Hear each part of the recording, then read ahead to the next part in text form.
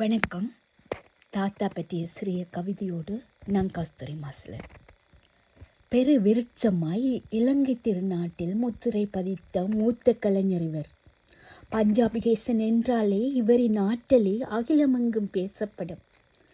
நாதஸ்வரத்தில் தன் மூச்சினால் சுரங்களை வாசித்தளித்த இசைப்பேரறிஞர். தென்னிந்திய கலைஞர்களை வியந்து பாராட்டுமளவு நம் நாட்டுக்கு பெருமை சேர்ந்த பெருமகனர். அன்றும் இன்றும் என்றும் இவர் புகழும் பெயரும் அறியாவரம் பெற்றவை என்பது மிகையல்ல. இசை வல்லுநர்களின் ஆய்வுக்குள்ளாகி ஆவணமாக்கப்பட்ட நிறைவான பொக்கிஷம் என்பது காலத்தால் மறக்க முடியாது.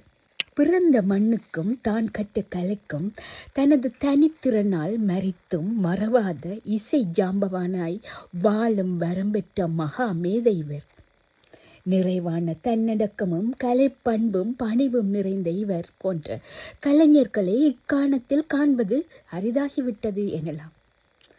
வளாகங்களிலும் சர்வ கலாசாலைகளிலும் இவர் பாடநூல்களில் பதிவாக்கம் பெற்று அடுத்த தலைமுறையினை கடத்தும் கற்க நெறியோடு பிள்ளைகள் பயிற்றப்பட வேண்டும்.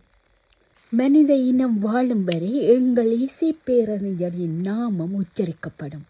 தில்லை கூத்தன் அருகில் இசையால் என்பெருமானை வசமாக்கிக் கொண்டிருப்பார் எம் குல முதல்வன். நன்றி.